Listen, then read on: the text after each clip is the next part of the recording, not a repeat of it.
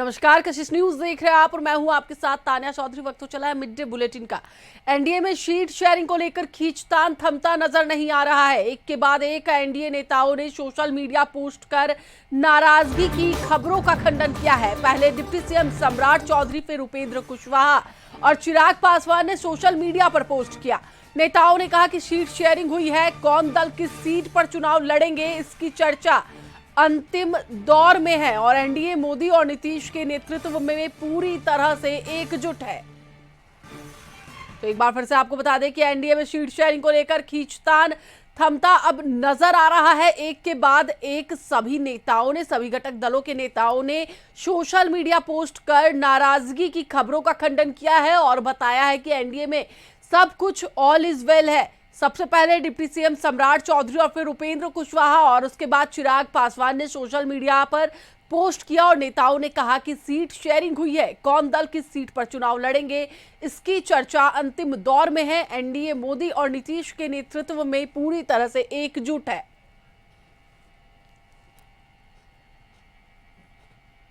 और बड़ी खबर हम आपको पटना से बता दें, जहां पर सीएम आवास पर हलचल तेज है। संजय झा सीएम से मिलने पहुंचे, मुख्यमंत्री से मुलाकात हो रही है। अब देखिए बड़ी खबर हम आपको बता दें पटना से, जहां पर सीएम आवास में हलचल तेज है। इन दिनों सीट शेयरिंग को लेकर लगातार विधानसभा चुनाव है और ऐसे में लगातार सीएम आवास पर हलचल देखी जा रही है। एक बार फिर से हलचल तेज हुई है। संजय झा सीएम से मिलने पहुंचे हैं और वहीं आपको बताते चले कि सीएम आवास में पहुंचे हैं और वहां पर बातचीत जो है वो जारी है। बड़ी खबर हम आपको पटना से बता दें, सीएम आवास में हलचल तेज है। संजय झा सीएम से मिलने पहुंचे हैं। सीएम आवास में दोनों की बातचीत हो रही है।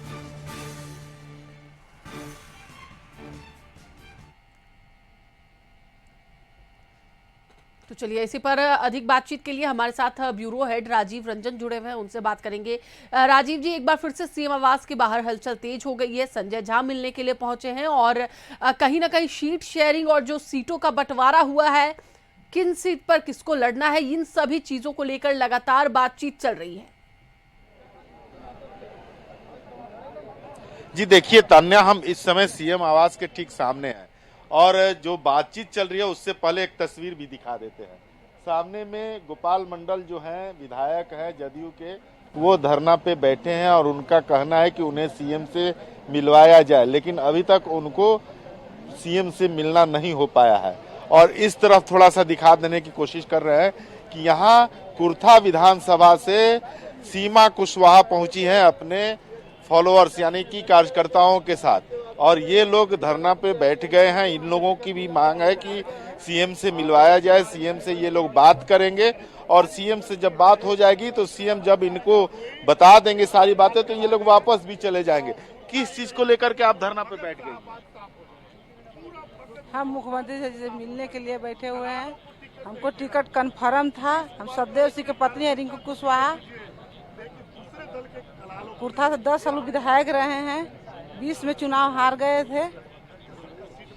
क्यों हारे थे? किसके? उपेंद्र कुशवाहा हरावा चिराग पासवान से वे हरवा दिए। हम लोग चुनाव हार गए थे। पप्पू वर्मा चुनाव पिछला बार पप्पू वर्मा ही चुनाव हराया था विधायक जी के, और फिर उसी को टिकट दिया जा रहा है।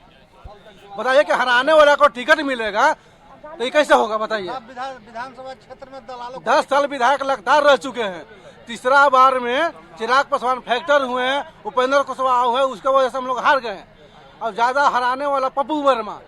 चलिए बिल्कुल राजीव जी हमारे साथ आप बने रहे। हमारे पास डिप्टी सीएम सम्राट चौधरी क्या कह रहे हैं वो भी है। डिप्टी सीएम सम्राट चौधरी ने एनडीए में नाराजगी की खबरों का खंडन किया है। उन्होंने कहा है कि बैठकों का दौर अंतिम चरण में है, सीटों का बंटवारा हो गया है, अब कौन सा दल कहां से लड़ेगा इस पर बातचीत चल रही है।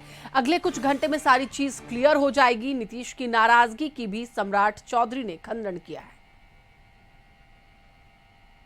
नीतीश जी के नेतृत्व में, आदरणीय प्रधानमंत्री जी के नेतृत्व में पूरा एनडीए एकजुट है और लगातार बैठक का दौर चल रहा है। अंतिम दौर में बैठकों के माध्यम से सीटों पर संख्या हम लोगों ने क्लियर कर दिया है। अब अंतिम दौर में सीटें बंटवारा का काम चल रहा है। अगले कुछ घंटों में सारे चीजें क्लियर हो जाएंगी।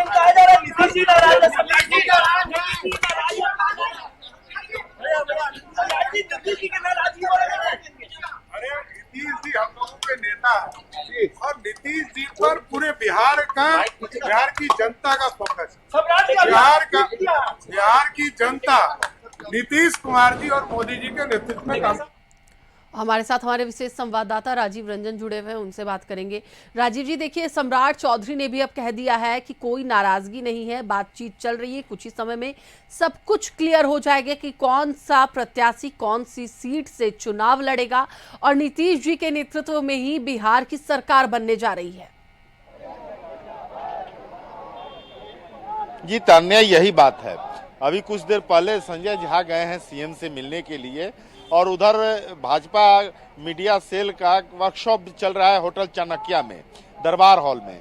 और सब कुछ अगर इधर उधर रहता तो ये लोग कहीं ना कहीं फिर एक जगह जुटते, बात करते, लेकिन ऐसी स्थिति नहीं है। हाँ, कुछ नाराजगी जरूर है सीटों को लेकर के, जैसे नाराजगी का ये मंजर सीएम आवास के सामने में देखने को मिल रहा है। लेकिन नाराजगी ऐसी नहीं है कि जिससे कि एनडीए गठबंधन दल में किसी तरह का रोष है।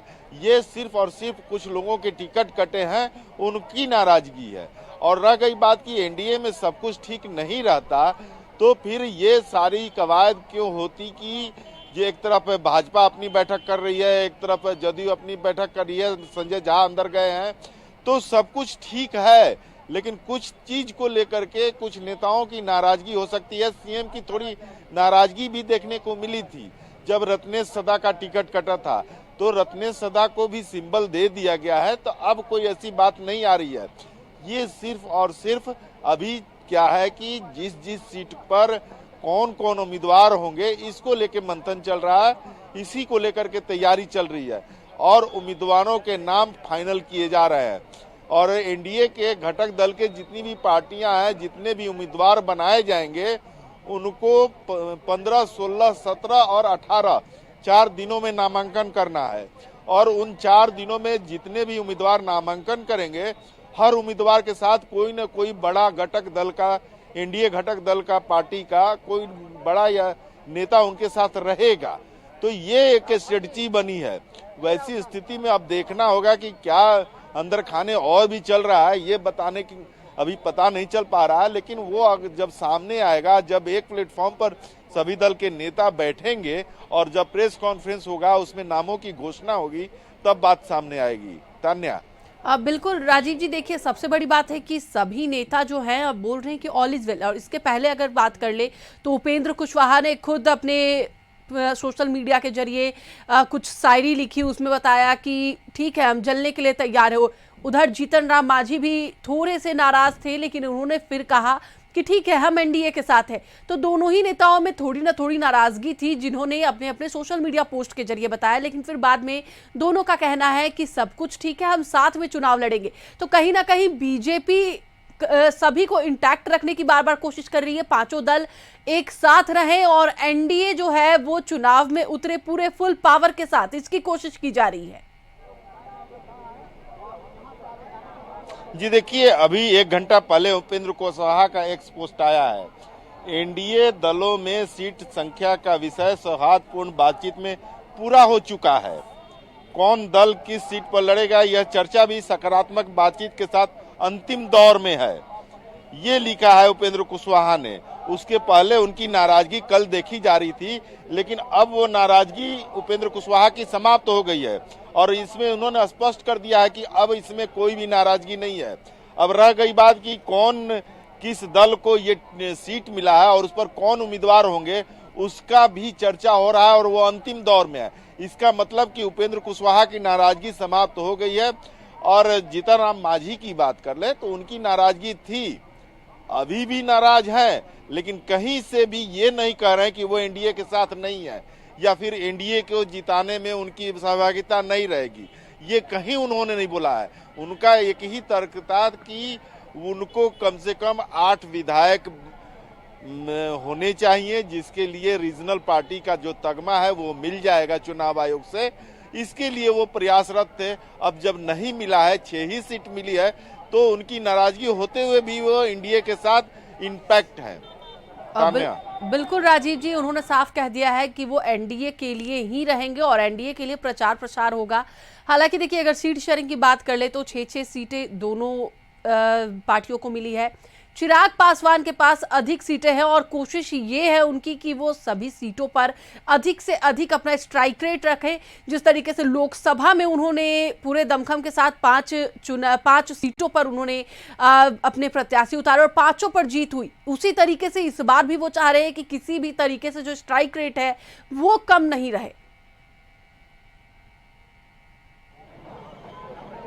हाँ, ये सबकी इच्छा होती है कि ज्यादा से ज्यादा सीट जीते। चूंकि चिराग पासवान को 29 सीट मिली है और 29 सीटों पर उनका स्ट्राइक रेट वो अच्छा करना चाहते हैं। चूंकि लोकसभा चुनाव में उनको 5 सीटें मिली थी और 100% स्ट्राइक के साथ वो पांचों की पांचों सीटें यानी कि 5 उनके सांसद हैं वो जीते थे। अब वो चाहते हैं कि इसको दोहराए। सभी पार्टियां, ऐसा नहीं है कि चिराग पासवान ही चाहते हैं, सारी पार्टियां चाहती हैं कि उनका स्ट्राइक रेट सुधरे और वो ज्यादा से ज्यादा संख्या में उम्मीदवार जिता करके सरकार बनाए। चाहे जदयू की बात कर ले, चाहे भाजपा की बात कर ले, सभी ने कई साल 1-2 साल पहले से ही तैयारी शुरू कर दी थी। भाजपा की बात करें तो उसने तो बजाते इंटरनल सर्वे कराया है कि हमारे सीट जो हैं उन पर जो उम्मीदवार अभी विधायक हैं वर्तमान में, उनकी स्थिति क्या है, उनके प्रति जनता का क्या रुझान है, ये सर्वे कराया। अगर किसी विधायक का रुझान जनता के प्रति कम है और उनका विरोध हो रहा है जनता के बीच, तो वो कोशिश करके दूसरे उम्मीदवार को उतारने की तैयारी में है। और इसी को लेकर के ये जितने भी सामने आ रहे हैं इस समय अंदर खाने से कि विद्रोह है, विरोध है, एनडीए में सब कुछ ठीक नहीं है, उसी का नतीजा है कि बहुत सारे लोगों का टिकट कट रहा है।